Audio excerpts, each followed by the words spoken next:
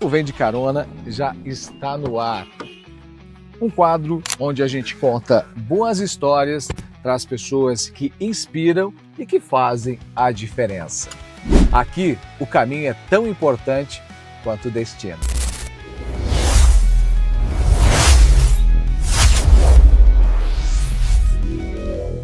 O Vem de Carona tem o patrocínio da Kaiô Mitsubishi Motors de Chapecó.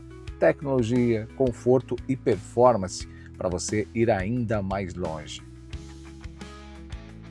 Aperte o cinto que a conversa já começa. Oi, gente, olha só, o nosso quadro Vem de Carona já está no ar. Quem está embarcando comigo já, estou indo ao encontro. Ela que é jogadora de futebol.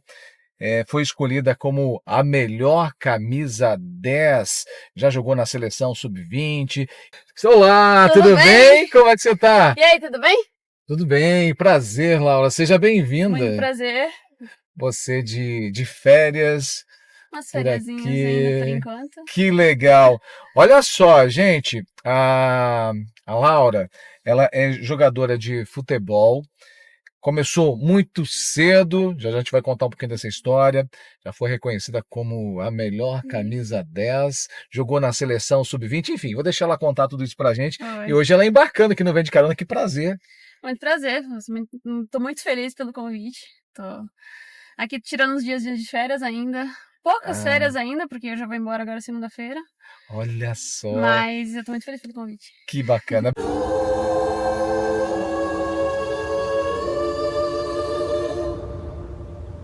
Luxurious.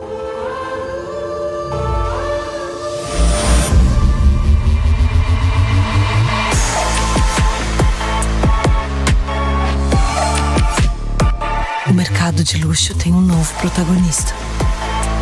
Chegou o Outlander, o híbrido carregado de luxo. Obrigado, prazer é nosso poder ouvir um pouquinho da tua história, da tua trajetória. Você que está de férias agora, mas a sua trajetória começou aqui na região mesmo. Você é natural de São Miguel, né? Eu sou natural de São Miguel, nasci aqui.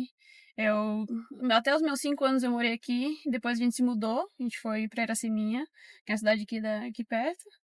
Aí vivi minha infância lá, só que eu saí muito cedo de casa, então eu saí aos 13, já pra começar, daí eu fui pra Maravilha, fui pra Modelo, fui pra Pinhalzinho. E foi E fui escalando. escalando. Aí minha mãe me acompanhou até no máximo Pinhalzinho, que era até onde ela conseguiu ir. É, Então ela voltou. De Pinhalzinho ela voltou pra morar em São Miguel. E agora ela tá morando aqui já faz anos já. que legal.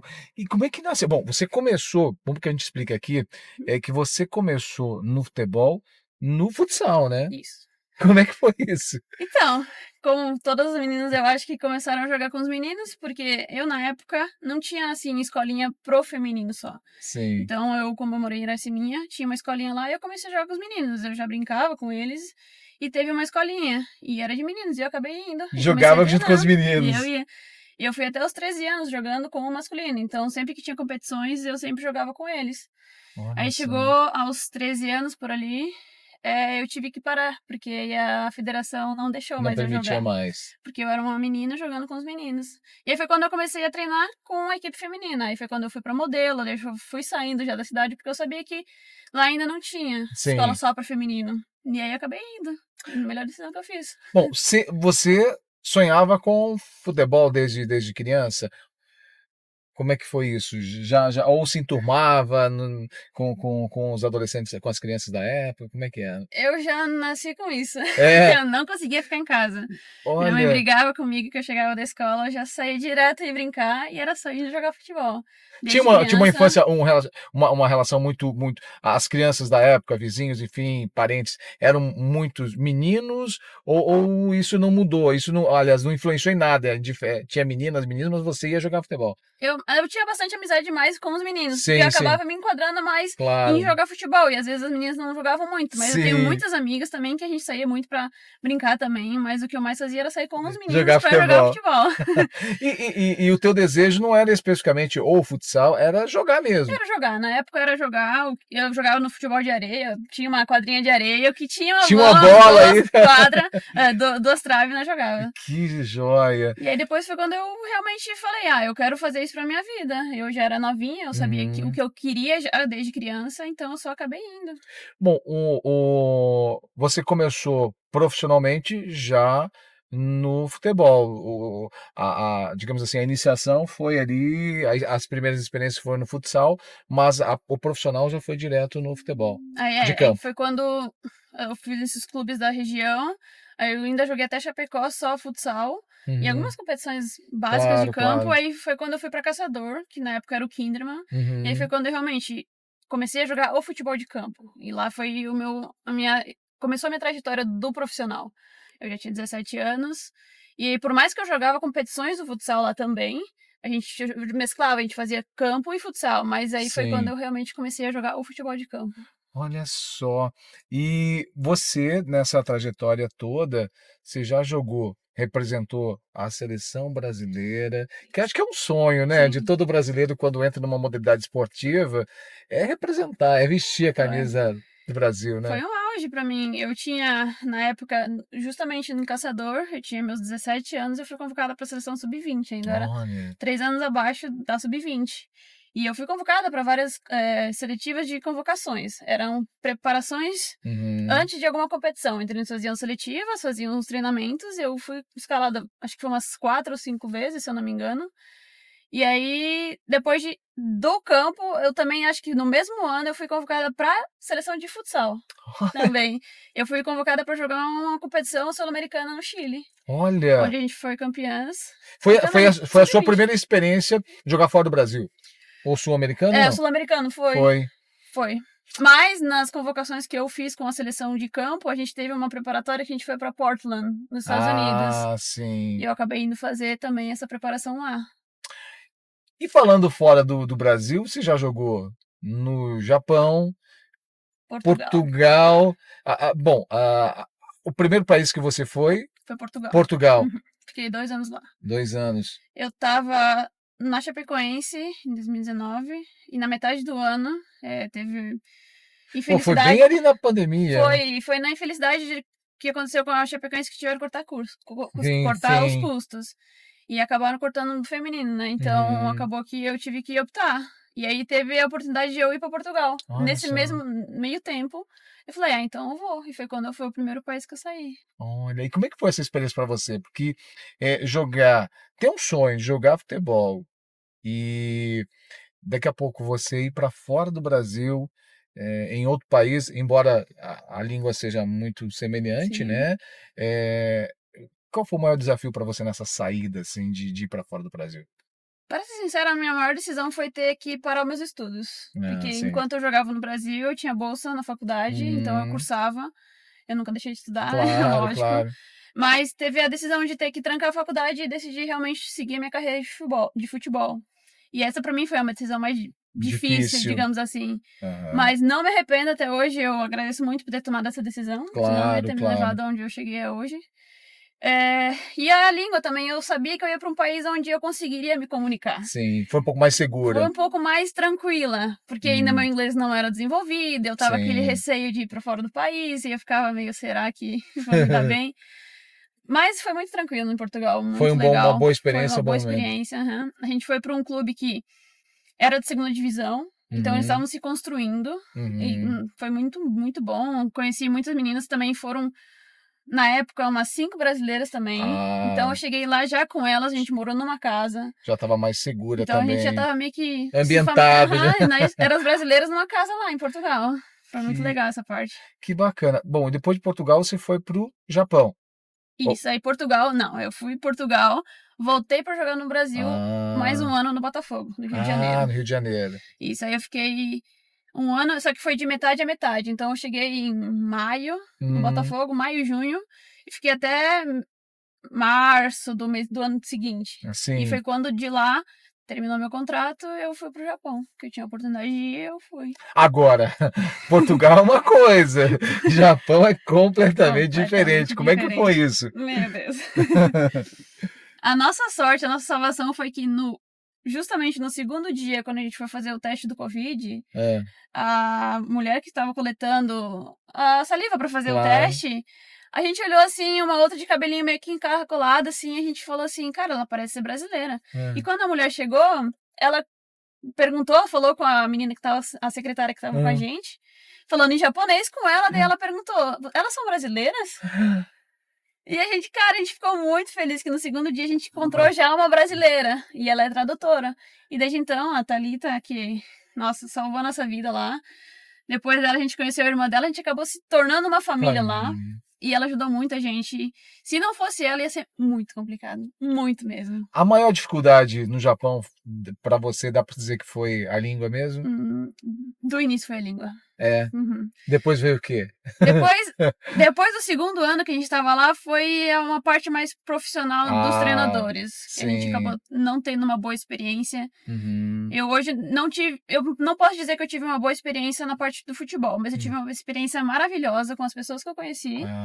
E com as coisas que eu conheci, com a cultura, com o país maravilhoso, comida maravilhosa, tudo perfeito. Só que a parte futebolística, no último ano que eu estive lá, não foi uma experiência muito boa. E pra mim foi, tipo, bem ruinzinha, né? Digamos Um tanto assim. frustrante. Um tanto frustrante. Na questão do esporte, né? Isso. Da atividade. Uhum. E, bom, você também, inclusive, tá de férias, mas você estava na Lituânia, é isso? Exatamente. Do último ano que eu estava no Japão, ano retrasado, foi meu último ano lá, depois de 2 anos e meio. Eu voltei pra casa e fui pra Lituânia no passado. E, bom, eu estava dando uma olhada, a Lituânia, ela aliás, é um país bem desenvolvido, né? Sim. Como é que foi isso? E a língua lá?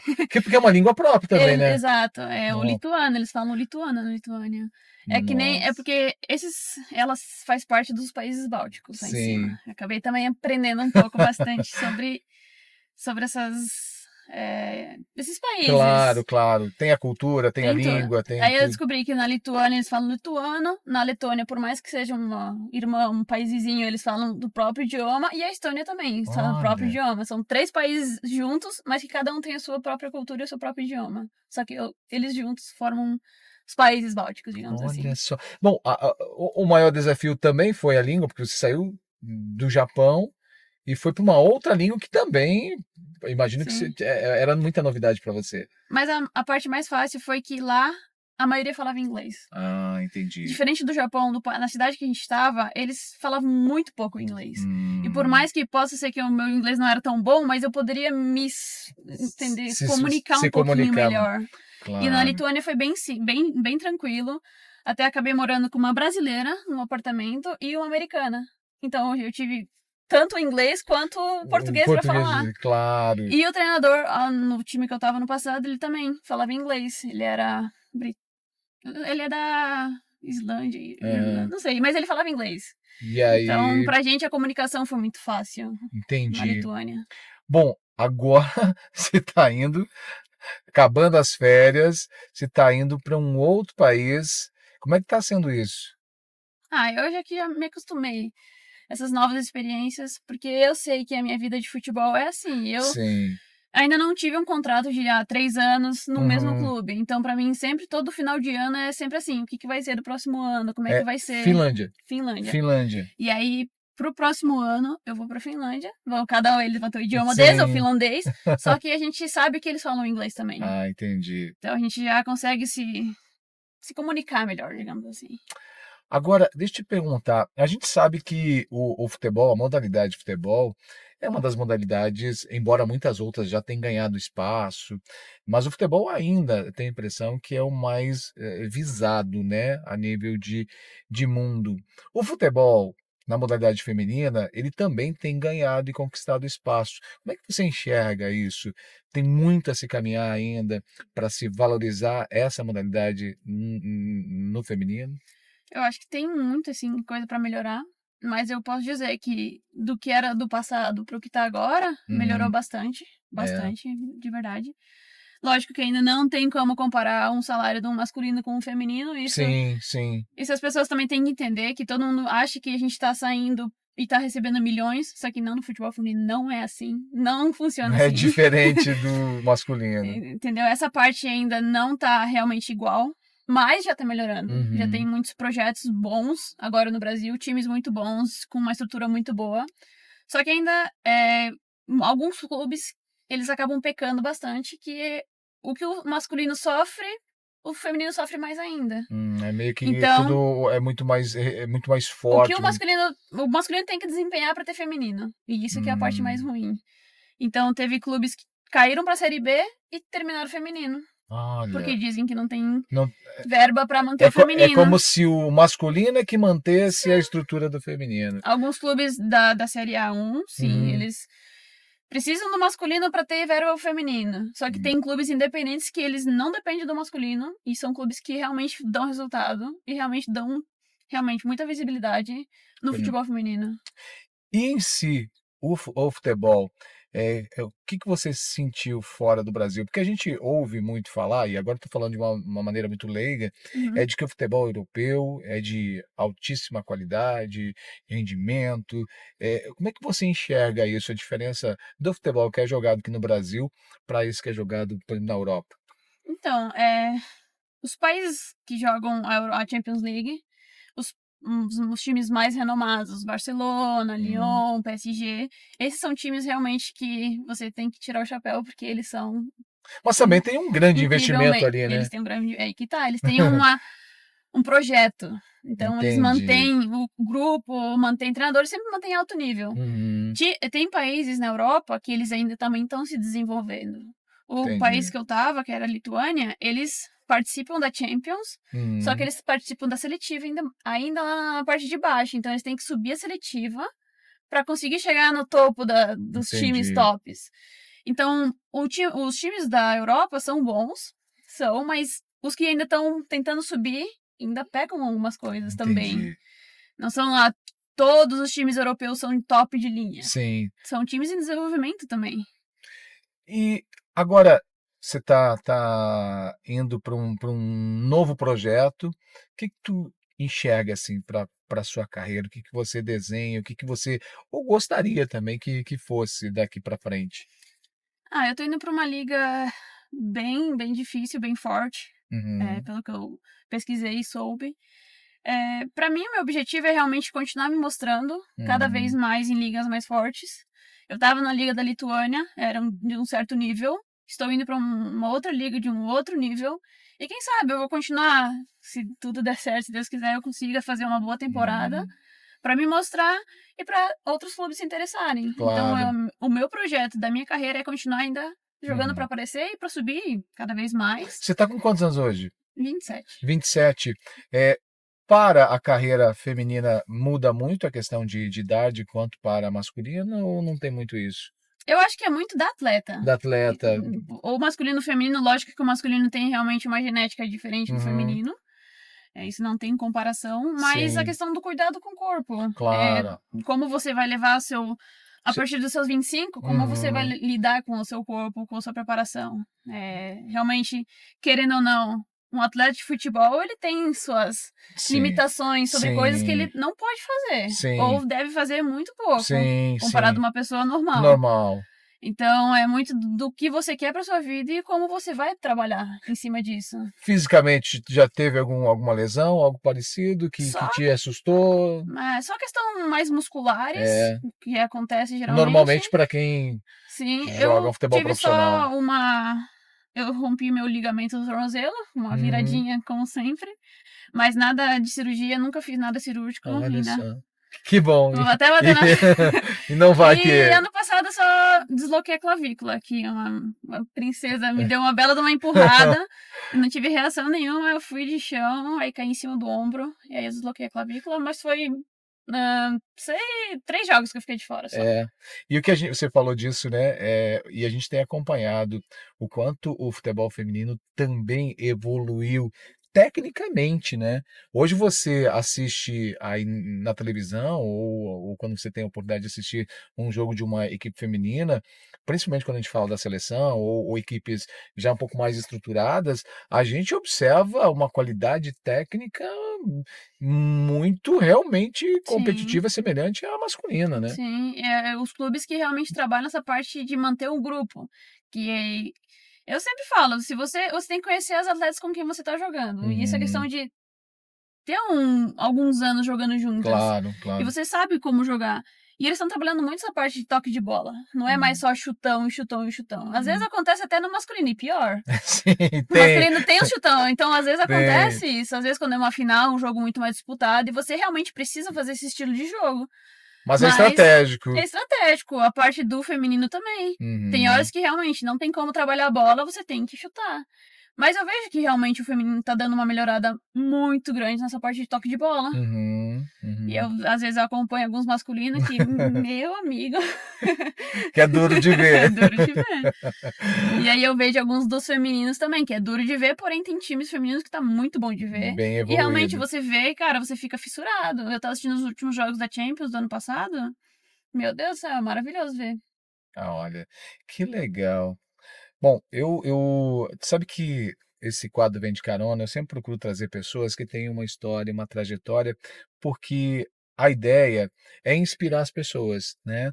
Você teve um sonho, você correu atrás. Isso não significa que é fácil, né? Nunca é fácil. Uhum. Olha os desafios que você teve, né? De sonhar, de mudar de país, falar outra língua, uma gastronomia diferente, Uhum. viver com pessoas que você Nunca nunca conheceu. imaginou que encontraria, mas também as oportunidades. Mas tudo isso é desafiador. Eu gostaria que você deixasse uma mensagem para quem sonha, para quem quer algo. Eu sempre, na minha cabeça, a gente precisa correr atrás dos sonhos. Realmente, até a entrevista que eu dei, eu falei, nada cai do céu.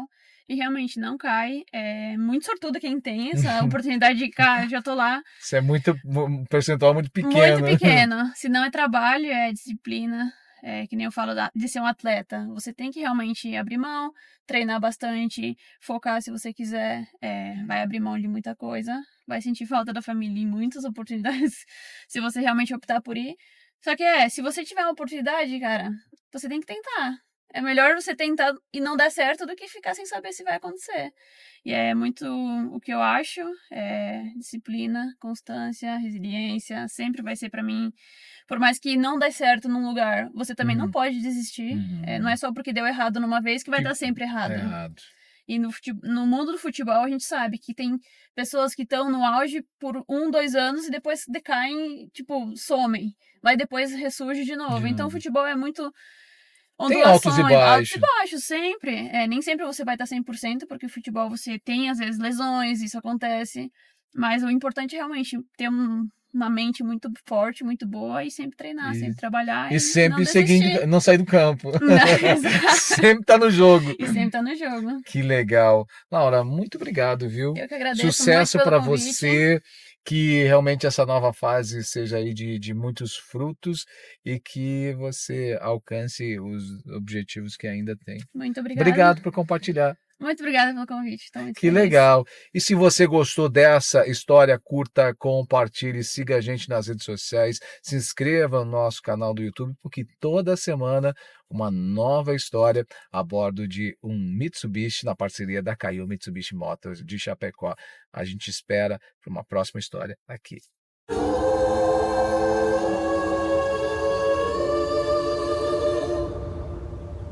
Luxurious.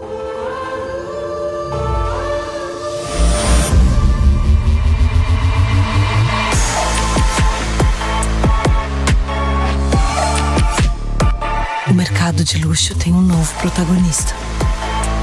Chegou o Outlander, o híbrido carregado de luxo.